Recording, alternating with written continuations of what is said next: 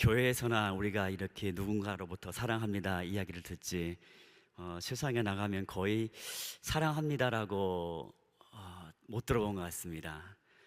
주 안에서 우리의 하나님의 자녀들의 입술에는 권세가 있습니다. 사랑합니다, 축복합니다. 교회에서도 가정에서도 많이 고백하고 서로 축복하는 우리 부모 가족 되기를 진심으로 소망합니다. 톨스토이의 단편 소설 가운데 세 가지 질문이라는 소설이 있습니다. 그 내용을 잠깐 살펴본다면 한 임금님이 계셨는데 그는 어떻게 하면 지혜로운 삶을 살 수 있을까 고민했습니다. 그래서 세 가지 질문을 그는 가지고 현인들을 찾아다니면서 답을 구하였습니다. 그 첫 번째 질문이 세상에서 가장 중요한 때는 언제인가? 두 번째는 세상에서 가장 중요한 사람은 누구인가? 세 번째는 이제 세상에서 가장 중요한 일은 무엇인가? 그래서 많은 현인들을 만나고 답을 들었지만 그렇게 마음에 와닿지 않았어요. 그러다가 어느 날 한 늙은 현인을 만났습니다. 그와 함께 머무는 동안에 그는 한 병자를 보게 됩니다. 그리고 그 병자를 밤새도록 그는 돌보았습니다. 다음 날 아침이 되어서 다시 현인에게 물었습니다. 그랬더니 그분이 이렇게 대답했습니다. 세상에서 가장 중요한 때는 지금이라고. 왜냐하면 과거나 미래는 우리가 도저히 통제할 수 없기 때문이고, 그리고 가장 중요한 사람은 지금 내 앞에 있는 사람이며, 가장 중요한 일은 그에게 최선을 다하는 것이라고 말하였습니다. 왜냐하면 우리는 내일은 누구를 만날지 사실 우리는 알 수 없습니다. 그리고 사람이 태어난 목적은, 가장 중요한 목적은 선을 행하는 것이라고 그 현인은 생각했던 것이죠. 오늘 본문에 예수님께서 안식일에 나면서부터 맹인된 사람을 만납니다. 그리고 주님은 그를 불쌍히 여깁니다. 그에게 실로암에 가서 눈을 씻으라고 명하고 그의 병을 고치십니다. 그는 이제 눈을 뜨게 되고 세상을 다시 아니죠, 처음으로 환하게 볼 수가 있었던 것이죠. 그러나 이날은 안식일이므로 이 일은 유대인들에게 마음의 심기를 불편하게 하였습니다. 그것은 이 사건으로 인하여서 예수님을 비난하고 심지어 예수님은 죄인이라고 그들은 정죄하였습니다. 예수님께서 분명히 이날은 안식일인 것을 주님도 아셨습니다. 그리고 오늘 이 일을 행함으로 분명히 유대인들이 자신을 향하여 또다시 핍박할 것도 주님께서는 아셨습니다. 그럼에도 불구하고 주님께서는 그 일을 행하셨습니다. 그 이유는 오늘 2절 말씀에 주님께서 때가 아직 낮으니 우리는 나를 보내신 이의 일을 하여야 하리라. 밤이 오면 아무도 일할 수 없다고 주님 말씀하셨습니다. 주님께서 이 말씀하실 때에는 분명히 이 낮은 주님의 공생의 3년 정도의 기간을 두고 말씀하신 것이겠죠. 그리고 밤은 이제 주님께서 고난을 받고 십자가에서 돌아가시는 그때를 의미하는 것이었습니다. 주님께서 이렇게 말씀하신 것은 하나님의 일을 할 수 있을 때가 있는 한편, 또한 때로는 마음이 원하더라도 하고 싶어도 할 수 없을 때도 있다는 것을 우리에게 말씀하고 교훈하고 있습니다. 제자들을 향하여 말씀하였습니다. 그리고 그 주님은 그 일을 바로 그 안식일임에도 불구하고 그날에 가장 오늘 만난 나면서부터 맹인된 그를 치유하였던 것이죠. 예수님은 공생의 동안에 참으로 열심히 바쁘게 보내셨습니다. 마태복음 4장 23절 말씀 보니까 예수님께서 온 갈릴리를 두루 다니사 그들의 회당에서 가르치시며 천국 복음을 전파하시며 백성 중에 모든 병과 모든 약한 것을 고치시니라고 말씀하십니다. 그러니까 예수님의 공생의 사역을 크게 세 가지로 나눌 수 있을 것 같습니다. 첫 번째는 예수님께서 가르치시는 일입니다. 예수님께서는 산상수훈을 비롯하여서 하나님 나라 백성들이 어떤 삶의 태도를 가져야 하는지를 제자들에게 가르치셨습니다. 그런가 하면 정말 때로는 난해하는 그런 진리를 주님께서 비유로 쉽게 제자들에게 풀이해 주셨죠. 사실은 예수님께서 행하신 이 모든 일, 예수님을 따르는 제자들이라면 우리 또한 동일하게 우리의 삶 속에서 행해야 할 줄로 믿습니다. 가르치는 일 쉬울까요? 많이 부담스러워하는 분들이 계신 걸로 알고 있습니다. 심지어 미취학 아이들을 앉혀놓고 성경을 가르친다는 거, 만약에 신학 공부를 하지 않고 전문 훈련 받지 않는다면 아마 거의 10중 8구는 부담스러울 수 있을 것 같습니다. 그러나 어렵게 우리가 생각할 필요 없습니다. 가르친다는 것은 꼭 어떤 신학적인 지식을 가져야만 한 것은 아닙니다. 우리가 알고 있는 성경, 그리고 우리가 알고 있는 하나님에 대한 진리, 그리고 주일날 들었던 설교도 괜찮아요. 그것을 우리의 자녀들과 우리의 가족들과 우리의 이웃들과 어쩌면 자연스럽게 만약에 가정에서라면 그냥 아이들과 함께 소파에 앉아서 그냥 간식을 먹으면서 이야기를 나누는 것입니다. 그리고 어떤 분들 혹 이런 생각할 수도 있습니다. 아이 목사님, 저희 자녀들은 이제 다 성인이 되어서 이제 다 자취합니다. 두 분 계시는 것 같습니다. 이런 분들은 이렇게 생각하면 됩니다.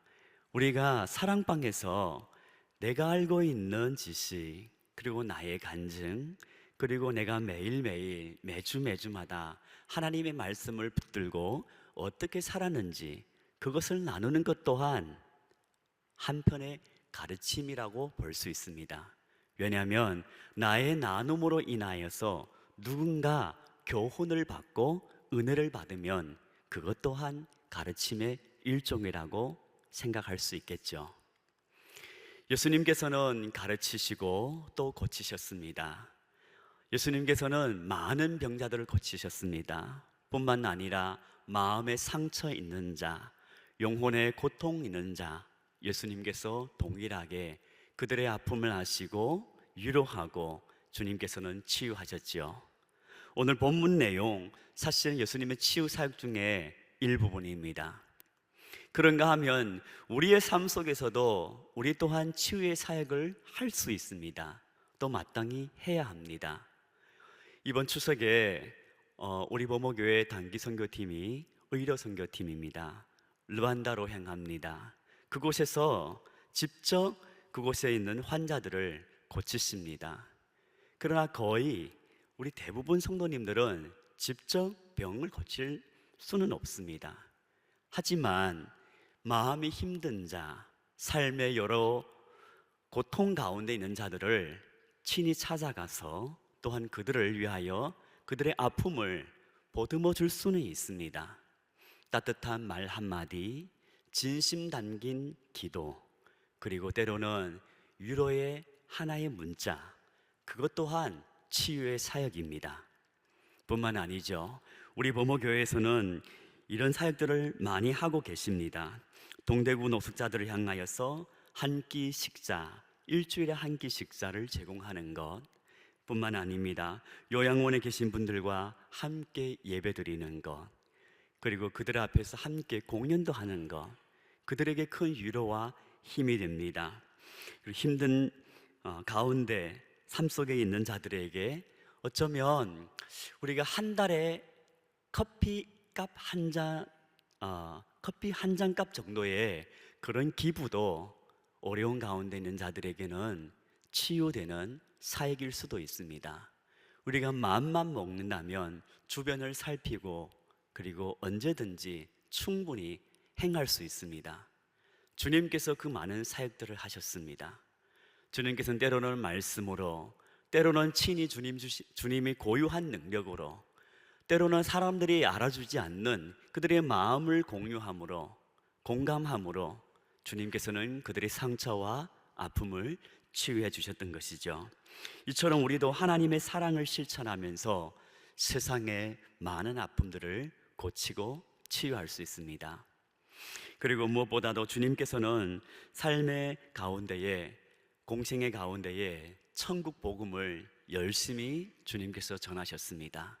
부활하신 후에도 제자들을 향하여 명하십니다. 이제 온 천하에 다니면서 이 복음을 만민에게 전하라고 주님께서 명령하셨지요. 우리에게도 동일하게 주어진 중요한 사명입니다. 그래서 우리 보모교회도 제가 알기로 매주마다 수성구청역 근처로 가서 복음을 전하는 분들이 계십니다. 노방전도를 합니다. 군부대에 찾아가는 분도 계시고 교도소로 찾아가는 분들도 계십니다. 그런가 하면 직접 전도를 하지 못하더라도 친히 자신의 삶으로 직장에서 그리스도인 것을 드러내면서 선행을 통하여서 또한 하나님의 복음을 전하는 분들도 많습니다. 어떤 분들은 이제 임종을 앞둔 환자들을 찾아가서 그들에게 복음을 전하고 그들을 위해서 기도하고 영접 기도를 드립니다. 그것 또한 복음을 전하는 귀한 사역이죠. 그리고 올해 여름에 우리 단기 선교팀 4팀 이제 다녀왔는데요. 이 또한 천국 복음을 전하는 것입니다. 해외로 갑니다. 다른 민족, 다른 종족을 찾아갑니다.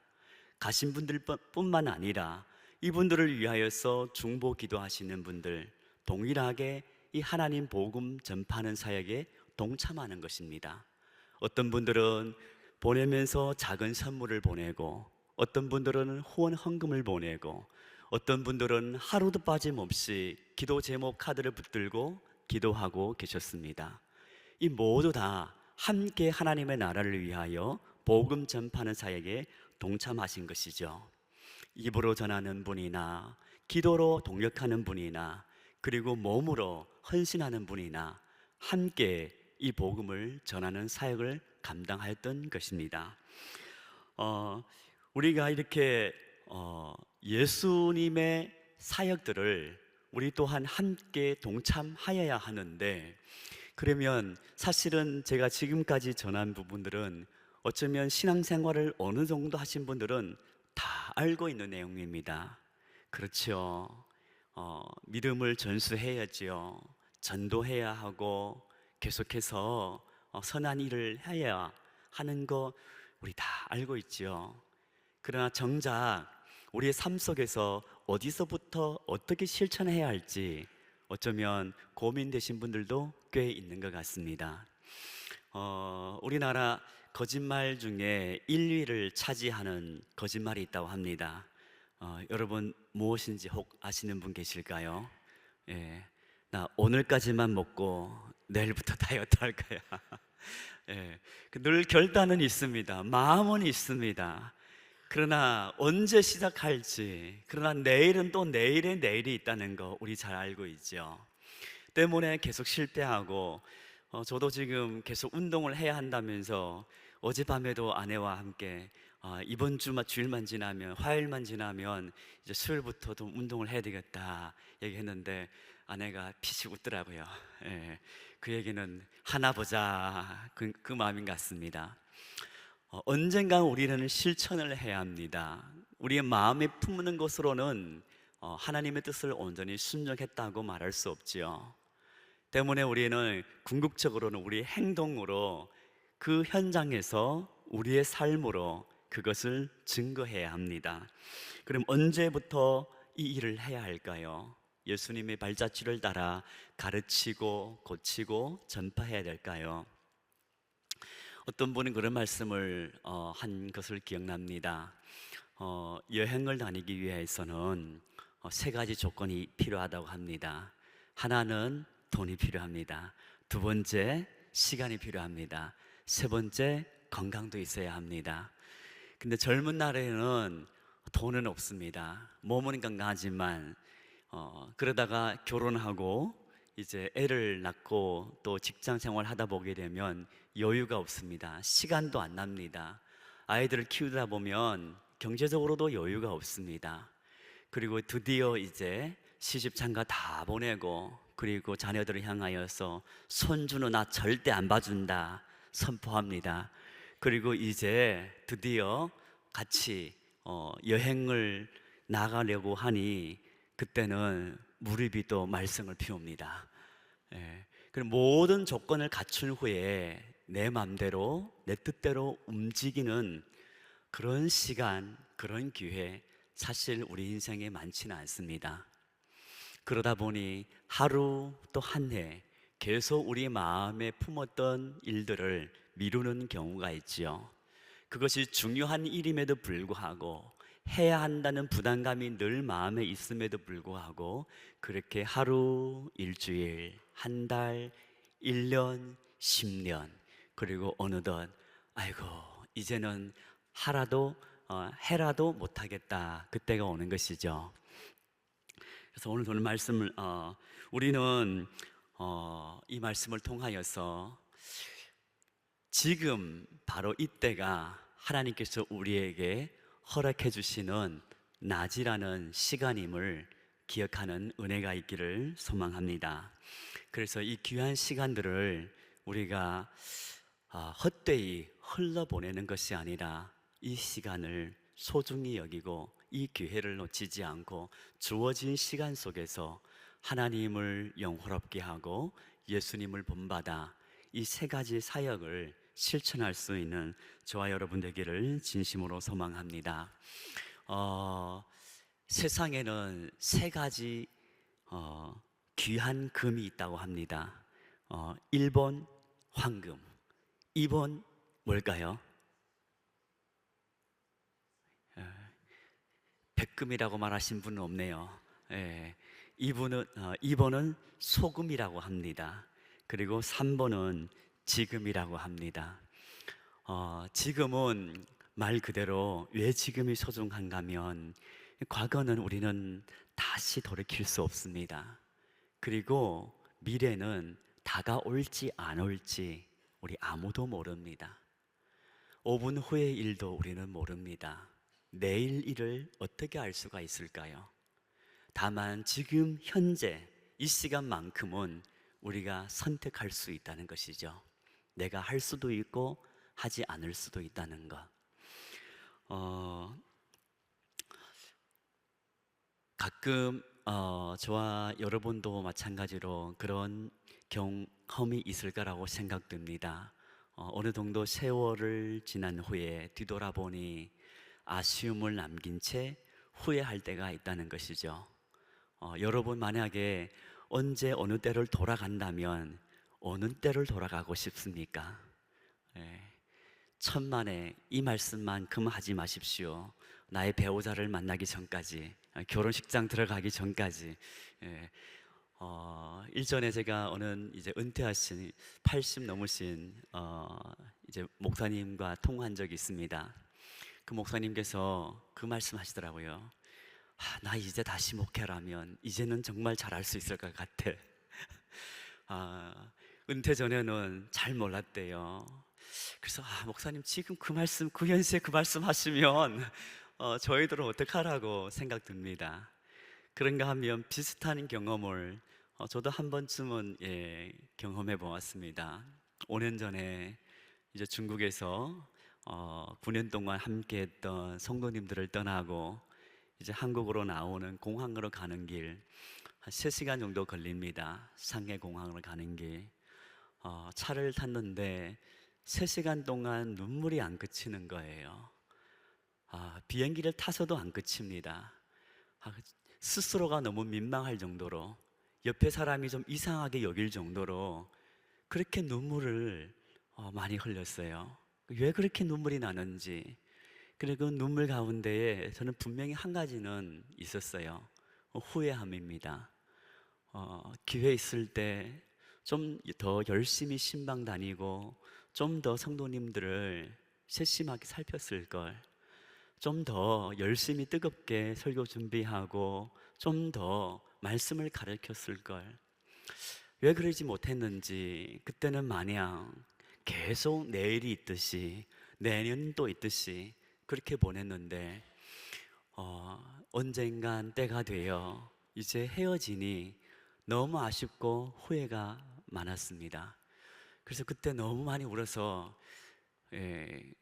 워낙 마른 데다가 키도 안 큰 데다가 더 이렇게 짜그러진 것 같아요.